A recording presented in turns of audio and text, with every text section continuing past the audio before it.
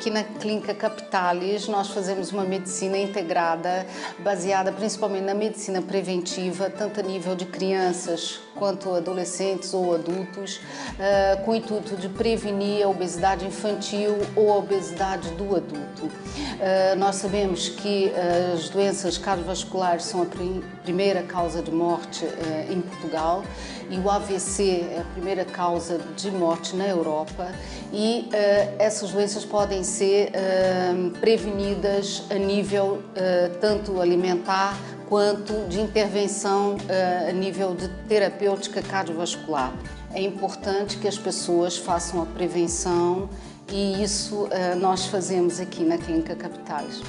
Clínica Médica Capitalis. A saúde da família no coração da cidade.